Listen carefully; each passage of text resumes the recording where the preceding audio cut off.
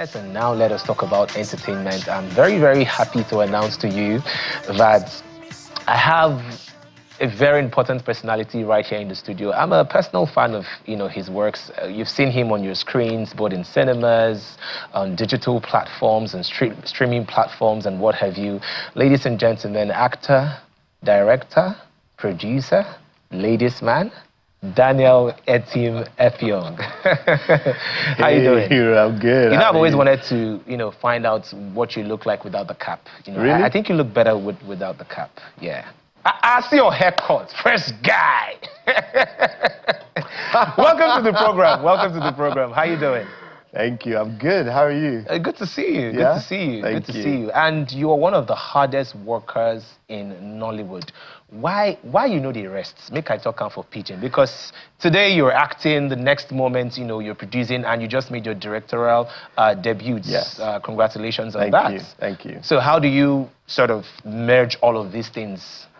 I think I find every avenue to express my creativity. I think that's what keeps me going. Sometimes I get bored doing the same thing over and over again.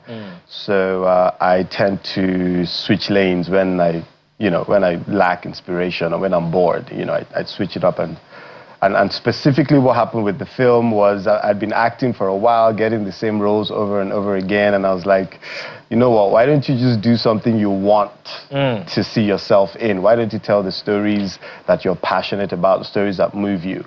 And that's when I went in search of a story and I found The Herd.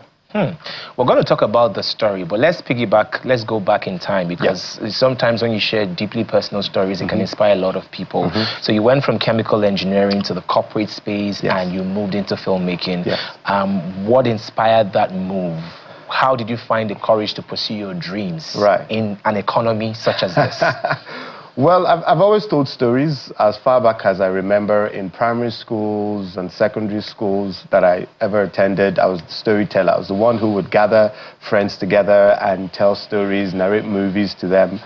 But I found myself in science class in senior secondary because I guess I was clever, brilliant, and my teachers thought, a brilliant mind should be in science class. Tell me about it. And, they nudged me into science class, and I found myself in chemical engineering, but I've always acted, all the schools I attended, I always acted, and then I became a chemical engineer working in oil and gas. But my heart was always in entertainment, and my heart was always in storytelling. And so I used to do spoken word after work. I used to do Bogobiri and, Freedom Hall, go do spoken word, and act on the side as well. It got to a point that I knew that both worlds existed together and something had to give. I talked to my uncle at the time, and my uncle gave me one advice. He's like, Daniel, you cannot focus on two things at the same time. You have to choose the one thing that you want and let the other be like a pastime or like, I don't know, something you do for fun. And so I decided to make entertainment my mainstay, and I quit my job, and the rest is history. Okay.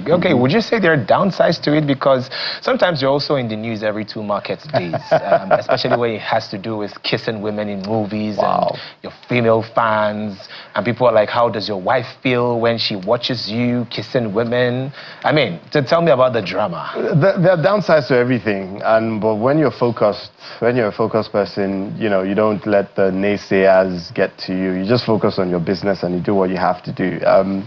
The fact that I play a lot of romantic roles in the industry today means that I get to, have kissing scenes sometimes. And of course, I guess people feel that, it's become one too many. But the question should go to the producers. Why are they expressing affection and intimacy only a certain way? There are several other ways you can express intimacy. There are several other ways you can express affection. But the average Nollywood script, you open it and it's like they kiss passionately. Oh, they hug and they kiss passionately. Oh, they kiss. I'm like, guys, come on. And they do it on purpose because that's what they're selling, especially on certain platforms. That's what they're selling. And that's what the audience wants. Exactly. So it's demand and supply. The audience needs something, you give the audience. Right. But I think a braver way to do it is to explore other forms of intimacy and create other ways to express affection. that's the way to go. I like how all of these things have all led up to you trying to also do something different. We're going to talk about the herd. Don't worry. It's not like I've not forgotten about the herd. Yeah? But also, let's talk about faith, because also you're somebody that we know is unapologetic about his faith, you know. So how do you marry faith and work? You know, I wanted to say a funny joke, like how does your pastor feel when he's watching you? Do you feel like a sinner? But anyways, on a more serious note, how do you manage faith, you know, family and work? That's a great question. So I believe, you know, according to my faith, that work is an expression of worship. When God made Adam, he put Adam in a garden and gave him an instruction and said, tend to the garden. And that became an obedience to God, you know, became his expression of worship. And so in my reality, my work is my garden. Well, first, my family is my garden, then my work, you know, becomes purpose to me. And that's why I had the courage to quit engineering, a well-paying job, to go into storytelling, to go into entertainment, filmmaking, because I felt it was more of a calling to me. I felt this deep desire in my heart to tell stories and inspire people with it. So if I have a conviction that that's what I'm called to do, then it's an expression of worship for me to do what I've been sent here to do. So I have no problems at all acting and telling stories that inspire people as a form of worship. So totally they go hand in hand, and I get all my inspiration from God. I go on my knees and pray before I go to set and kiss. Yeah. Okay. So the herd. But before the herd, you see how I'm mentioning the herd, so that you don't think I've forgotten, right? Because everybody has to see the herd. Absolutely. You started the podcast with your wife, and there have been so many tiny clips that have made the internet that some people have misconstrued. You know, I know how this thing works. The bloggers would just pick a part and then fire it. You know, how have you been able to navigate those sort of narratives? Not all negative, by the way, some positive. I mean, it can be annoying to, you know, wake up to something that has been curated to inspire people and inspire marriages and relationship, and see that they've just picked one line out of context and made a big deal out of it. I feel it's a distraction. Again, I'm not one to give attention to naysayers. I'm not one to respond to every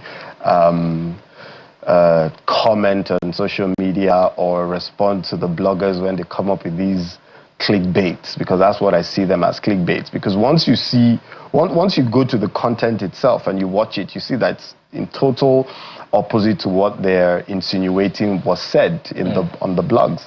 So yeah, I just, you know, it can be annoying, I'd admit it, but we find inspiration to just forge ahead and go on and do what we have to do. And I love how your wife is your biggest fan. She doesn't hesitate to say, oh, my husband is so fine. He's the finest man in life. He's the finest man in Nollywood. So this finest man in Nollywood have decided to make his directorial debut. So tell us about The Herd, and how can we hear and see The Herd? So The Herd is a film that I directed and acted in. At the time, I was looking for a story, and so I reached out to a writer, Lani Ayushida, and asked him to pitch some of his ideas to me. Because I had a story, I wanted to tell my dad's story, but at the time, the story felt quite big, and the scale of it was, you know, huge for me. So I said I would put that aside and start with something smaller. So I reached out to Lani, and he pitched 3 stories to me, and The Herd directly spoke to me. And the pitch was, a man went to Ekiti State to attend his best friend's wedding. On the way back, he gets kidnapped with the bride and taken into the woods, and his wife goes through hell and high water to ensure that her husband comes back to her alive. And that struck a chord in me, you know, because I lived with a mother who, before she passed on, who did everything that she could to ensure that her husband, who was arrested by the military government in Nigeria, would come back to her alive. So it almost felt like a story I was familiar with, and I was inspired by that log line to interrogate more and to develop the story into a full film, into a full script, and that's what we did. And I was looking for who to play the lead character in it. With the limited budget that I had, I'm like, In fact, my other EPs were like, why don't you just play the lead and save us the cost of hiring hero Daniel to play? And yeah, that's how I ended up directing and playing lead in it. And it absolutely worked. The rest is history. Honestly speaking, the moment you described the plots of The Herd, it struck a chord in me, because I think there is no better time to tell such a story than a time like this. You know, before you came on to this segment, we were talking about, you know, the NSAS movement, the police brutality, how people are arrested, and sometimes even when they're charged to court, they remain in the police station. Some of them are there without even having the opportunity for their cases to be heard. And this is something that you have experienced in person. Wow, that is truly incredible. So where can we see The Herd? Well, The Herd is shown in cinemas across Nigeria at different viewing times. You can go to social media to search for the specific viewing time in a cinema close to you. And we're doing great, amazing reviews. People have watched it and have come back with glowing reviews and feedback. My goal is that every Nigerian should watch The Herd.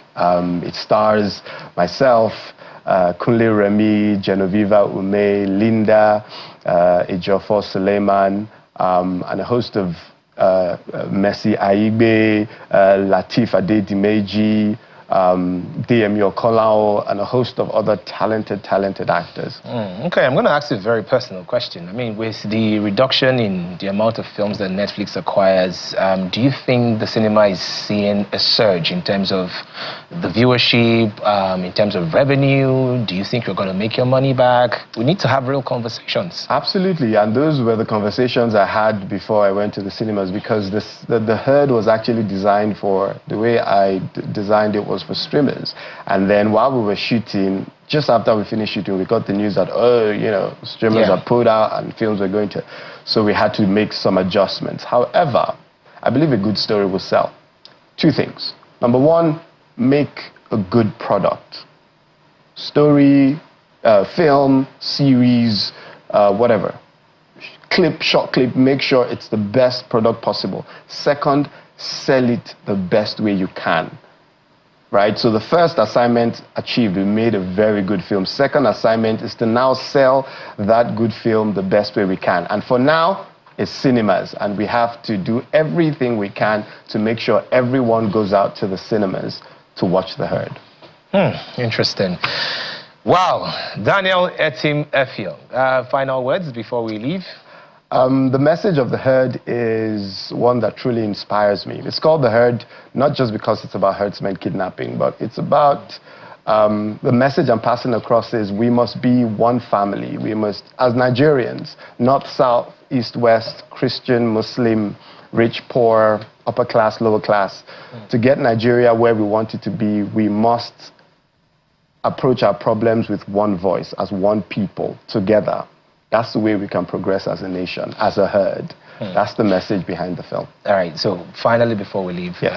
Are we going to eventually see this on like a platform later on YouTube? Absolutely. Because we've seen a surge in terms of like revenue and in terms of viewership on YouTube.